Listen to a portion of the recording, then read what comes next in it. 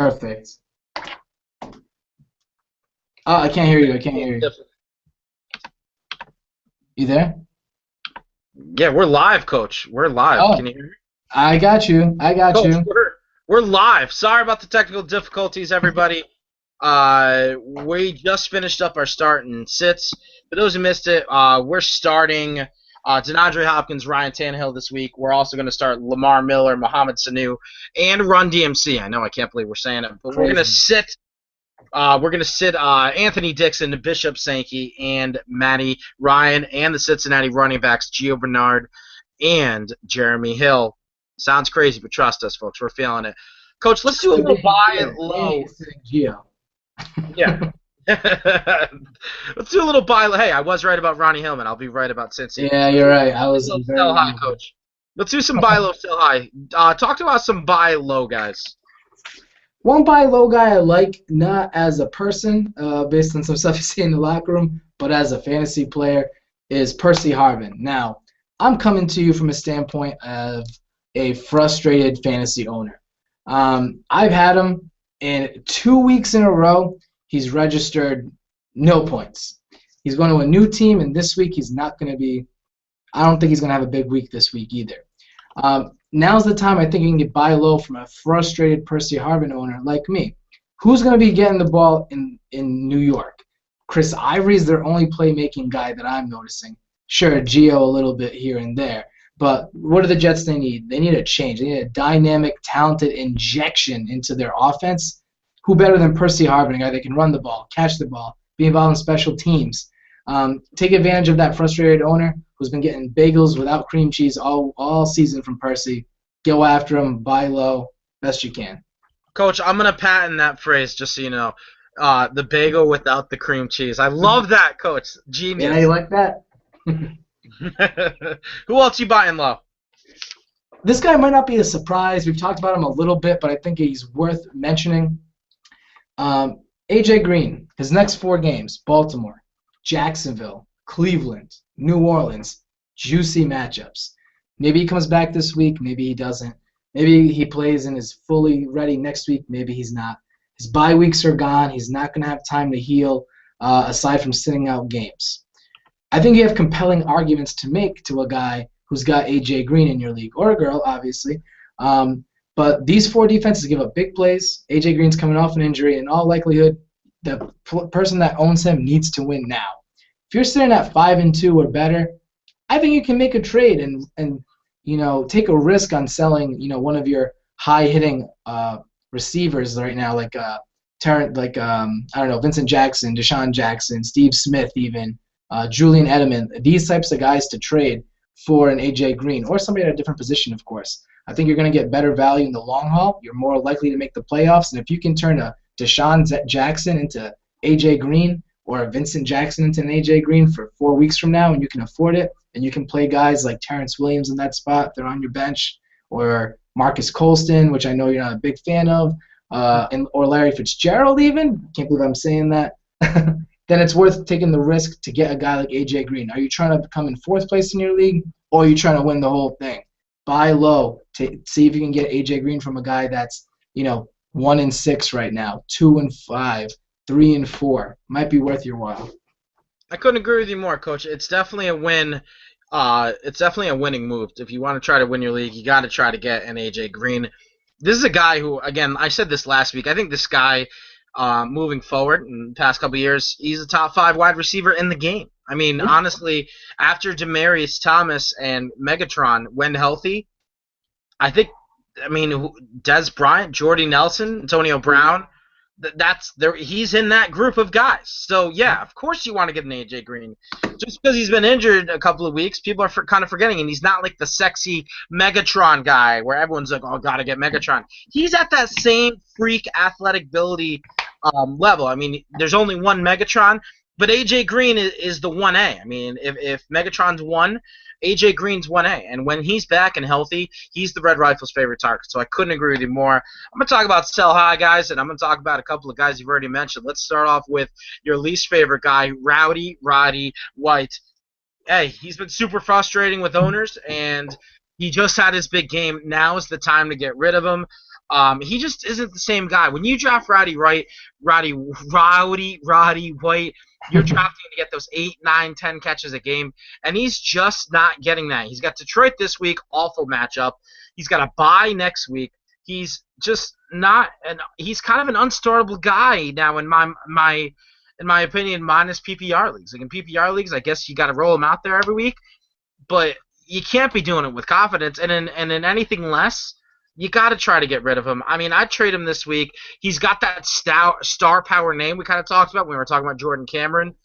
He's got the star power, but that's about it. There's going to be someone out there that believes in Roddy White. Maybe he's the old guy in the league who's, loves those old guys. He always drafts he drafted Maurice Jones-Drew because, he knows what he did in the past. He's a big Antonio Gates fan. He loves the old guys. You gotta trade Roddy White, right? I'm preaching to the choir here, right, Coach? Absolutely. If you can dump Roddy White while he's on his high horse, he's been having nagging hamstring injuries, and as a wideout, it's not an injury you want to have a guy on your squad to have. If you can ship out Roddy White, which actually a guy in my league did this week, he traded him straight up for Niall Davis. Now, mind you, Niall Davis went to a team that had Jamal Charles, so it was a nice insurance policy for him. But he was looking to move him, and that was the best offer that he could get. And why not take some insurance for your number one running back who can become a number one running back? So he was that frustrated that he traded for a backup running back in hindsight, right? But I don't think that's a bad move at all. All right, Coach, how about another guy you mentioned, Marquise Colston? He's another guy who's got that star power name. And I've been saying this. I'm saying the past game where he had 6 catches, 111 yards, 1 touchdown. I said it here. That will be his best game of the season. You're not going to get anything better than that. Trust me. Jimmy Graham is coming back healthy. He's the guy in New Orleans, not Marquise Colston. I think Cooks is even better than Marquise Colston. I think Cooks going forward will outperform Marquise Colston. I think he's trade bait. I really would try to trade him, add him to a deal and be like, look, Marquise Colston's the guy. There's going to be that guy in that league that remembers what Marquise Colston did, and similar to the logic with Roddy White. There's going to be someone out there that wants him. What do you think, Coach? Got to trade. It's a tough one, but I couldn't agree more. Cooks is in the kitchen. He's the guy you want to have, especially in a PPR league. He'll have games where he'll have 8 catches for 40 yards, but hey, I think you take that out of your flex spot if it's PPR. He's got high octane ability. He's fast. He can be a stud receiver in New Orleans. Just he hasn't clicked quite yet. Colston is a guy that's what his ceiling is. It already happened, and you can include him in a trade to make it a little bit more even. Absolutely. I'm not as down on him as you are, I don't think. I think he's a guy that's serviceable for your squad. He's not a guy you're confident in starting, but this week's a good matchup with Green Bay. I believe in the Saints, anybody when they're on prime time, I feel like Sean Payton has that ego where he wants to just toss the rock around. But overall, yeah, I think Cooks is a guy you want to have moving forward, and if you can sell him right now when he's at his peak after a game where he was basically the number one target, I would absolutely do that too. Cooks in the kitchen. Coach, where do you come up with this stuff? It's beautiful. Dude, I might be hungry. He cooks in the kitchen, people without cream cheese. I need to get some dinner, I guess. All right, Coach, let's stop talking about guys we hate. Let's talk about guys we love, particularly guy I love, and I know you're learning to love him too.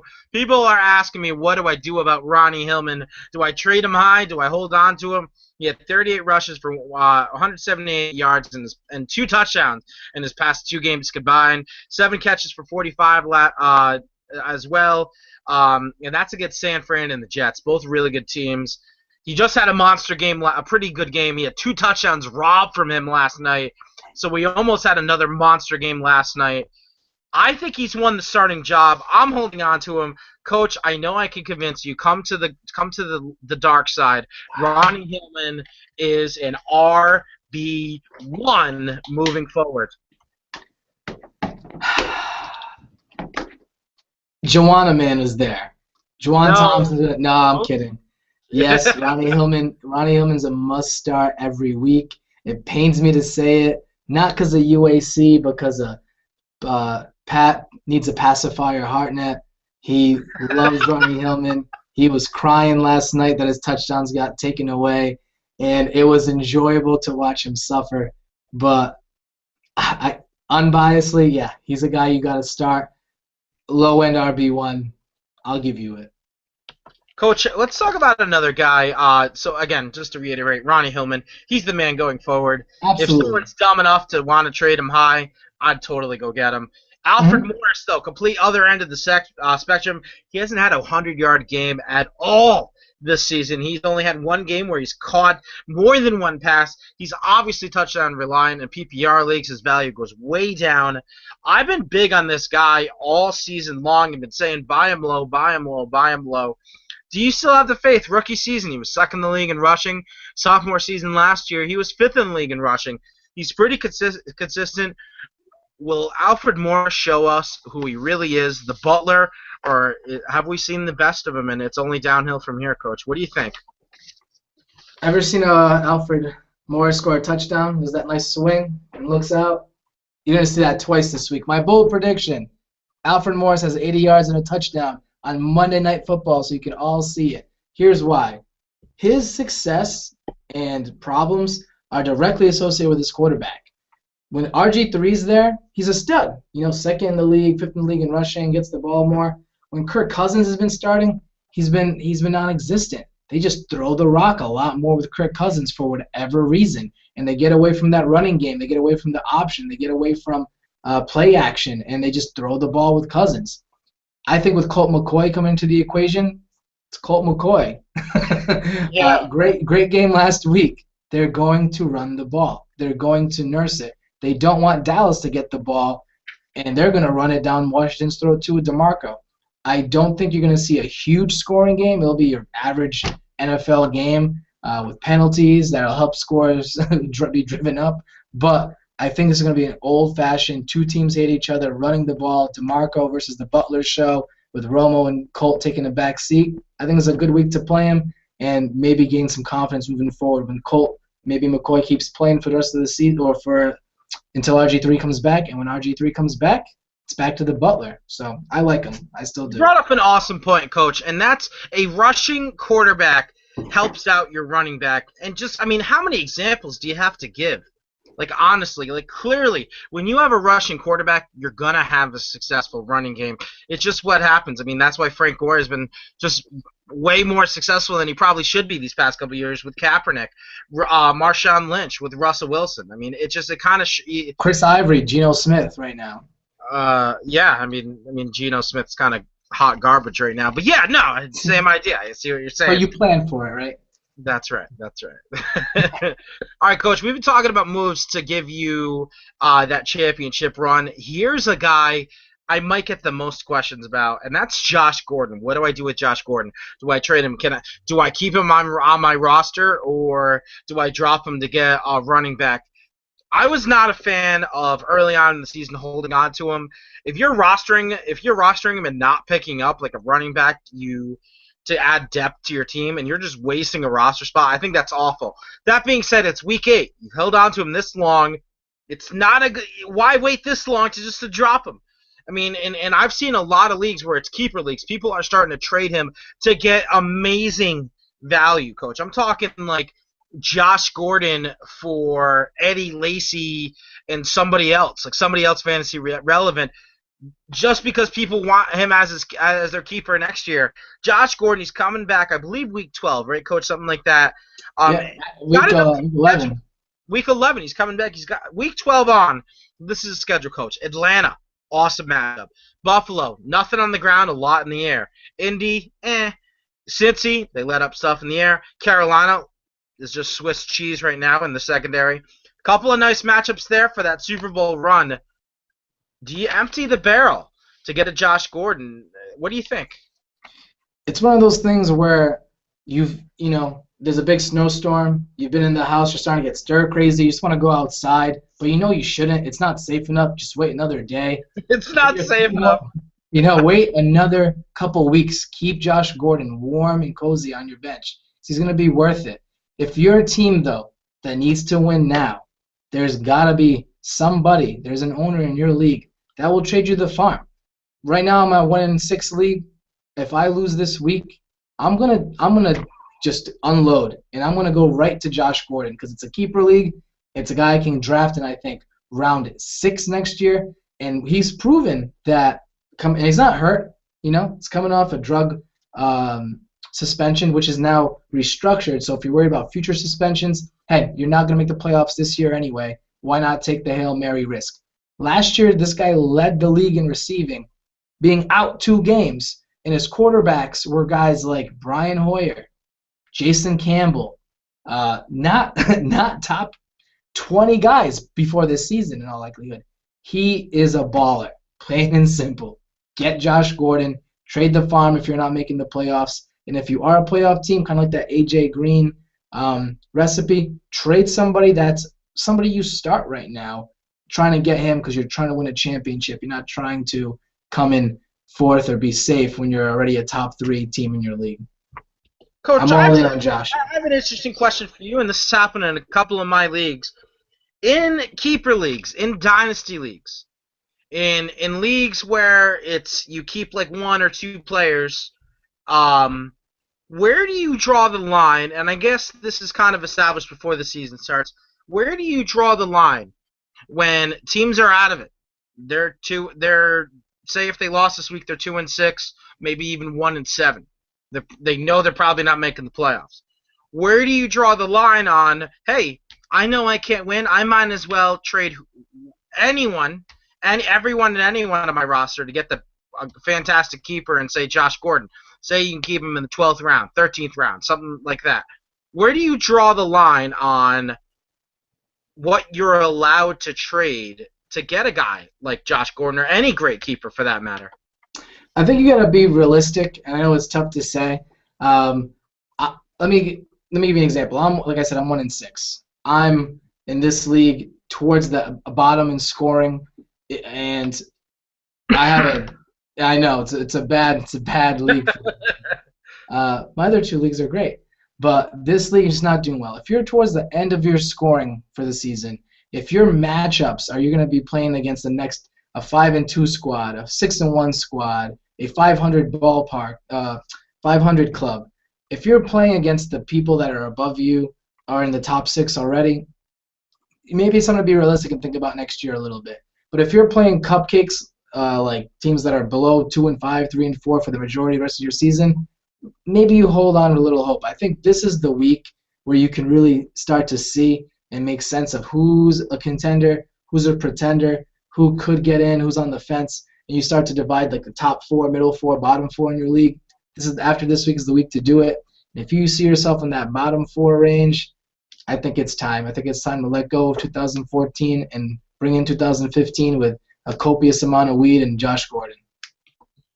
I see what you're saying, Coach. Here's an example. Like, I'm a commissioner in one of my leagues.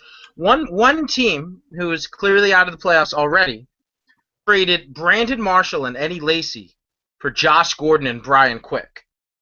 Your thoughts on something like that? I mean, I'll give you my opinion. I want to hear what you think first. So you said Lacy and Brandon Marshall? For Josh Gordon and Brian Quick. Josh Gordon can be kept in. See, here's the thing with trades. I think trades in leagues, there's 3 different ways of doing it. Where there's kind of no rules. If a trade happens, it's between 2 teams, and if they agree, it's in and it's good. There's a league veto, which everyone votes to say if the trade's even or not, and usually it's a certain percentage, like a majority, has to approve for the league to go through. Or you have a commissioner's veto. So one person that I would hope your commissioner is the person you trust the most in the league to be unbiased and all that good stuff to make appropriate decisions. Now I'm the commissioner in 2 of my leagues. And if this league, which I have a keeper league, which you get 2 keepers and you draft them 2 rounds earlier than the position they were drafted. So Josh Gordon went in round 8. So if I kept him this year, I would keep him in round 6 of next year. Having said all of that, I think that's still too one-sided. You're trading a top 12 running back, a top 12 receiver for Brian Quick, and sure, Josh Gordon can make a big difference, and it's possible. And I'm a guy that's pretty liberal in the sense of trading. Like I tend to see what the 2 teams need and make a unbiased decision based on that and trust my gut. But if it's something like that where it's close, I'll put a league post out and just ask people on their opinions.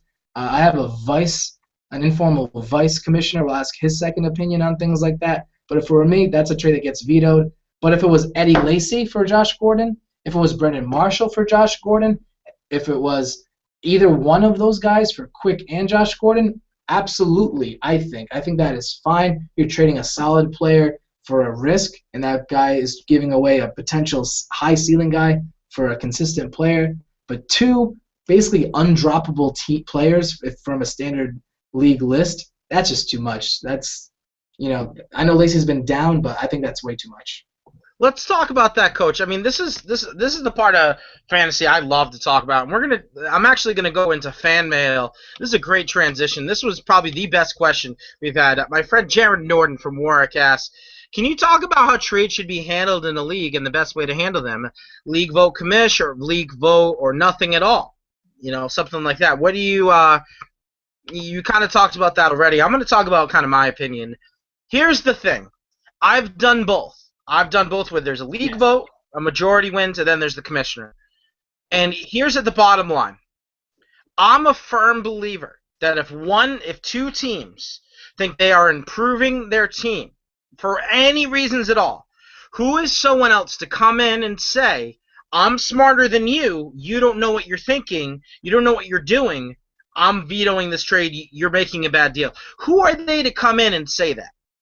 They really, I mean, that you're kind of insulting the intelligence of people in the league by allowing a league vote. Now I will say this: if it's clearly collusion, it's clearly two teams talked to each other and said, "Hey, I want you to win the league. I have no shot. Here you go." Clearly, someone's got to step in and say something. That's why I think the commissioner should always be in charge of all league votes. The commissioner clearly knows everyone in the league, knows them on a personal level. Otherwise, why are they in the league?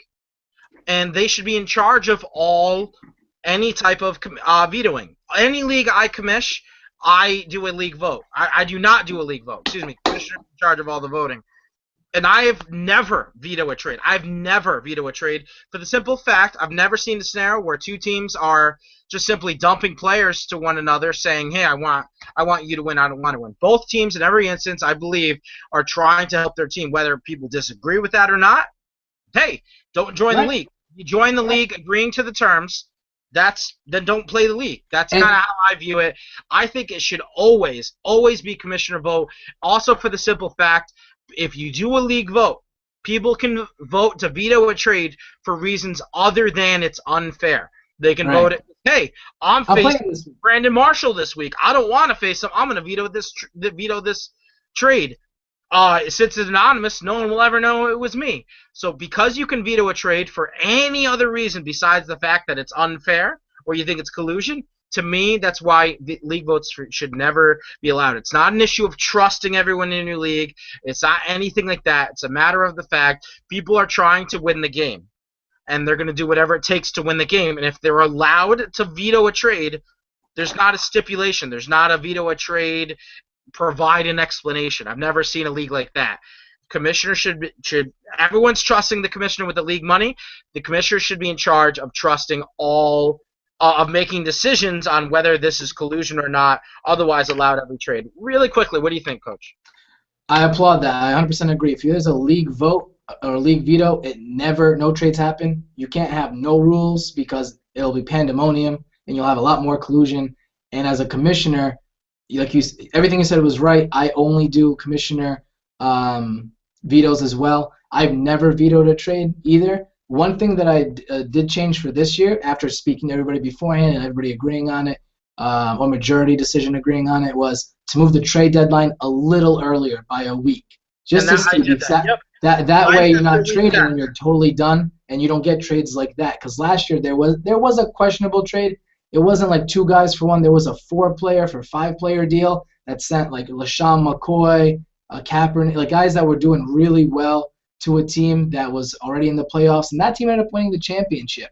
So, and it was between two brothers. But I allowed it because I didn't see that there was collusion. It frankly helped both teams, but I could see how it was perceived a certain way, so we moved the deadline a week earlier so that teams couldn't unload like that for keepers. Because the other guy got a good keeper. And Super reasonable. Michael Floyd and Cordero Patterson. Super reasonable. Very, very reasonable. We're running really short on time, Coach. Really quickly, also, Jared had another question. How do you handle leagues? What's your opinions on a league that gives you an automatic 0 if you start an injured player or a bye week player? If you start someone who's on bye or if they were declared out. What's your thoughts on leagues? And I've played in a league actually where this is the case. You get an automatic 0 for your entire roster if you start a player on a bye week or someone who's on the injured reserve list. We've all been in leagues where there's that person that does not pay attention, and it's one of those things where you just don't invite that person next year. And in my opinion, that's their squad. They run it. They're the Jacksonville Jaguars of the league. They're the Browns that don't have a good GM, and that's what it is. And you don't invite them back to the league next year after you talking to them and say, hey, you got to play every week. Does it happen where like a guy like Reggie Bush this week is questionable, and then last second he gets hurt? Like last year in the snow game against Philly, he got hurt before the game and was out right before the game. That's tough. I don't believe in automatic zeros. You should be happy to play somebody that does that. You take that victory and run with it. And if you win with the guy on bye or injury, then bravo to you. I don't believe in the automatic 0, to be honest with you. If you're playing for money, I don't think you should do an automatic 0. Just come on. That's true. There's no reason. Like it's kind of an overkill. Just do exactly like you said. Just don't. You should beat that team. If it's hurting the integrity of the team, just don't invite him back next year. That's what it comes down to.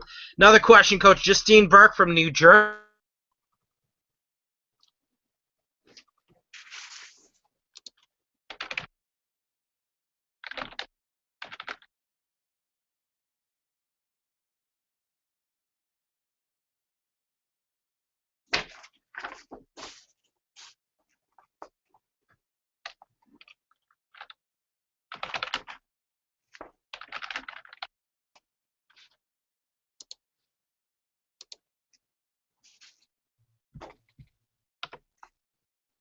AC. There, you're back. All right, we're back. We're back in the action. God, it's got to be my internet. Sorry, everyone. Anthony Dixon or Bryce Brown? Who are you picking? For this week and this week only, Boobie Dixon. I would sit him normally, but he's the guy that knows the game plan. Knows the plays a little bit better, more confidence from the coaches. Long term, Bryce Brown all day long. I'm going Dixon this week too. Another question, Coach. Ken Baum from Rhode Island. Vincent Jackson versus Minnesota, or Deshaun Jackson versus Dallas. Terrence Williams versus Washington. Pick 2. That's one of the tougher questions I think we've gotten. For me, I think I go Vincent Jackson for sure against Minnesota. Deshaun Jackson is benched, and you play Terrence Williams. I just think Dallas's offense is a little stronger than Washington's. Deshaun is a tough sit, but he's a sit.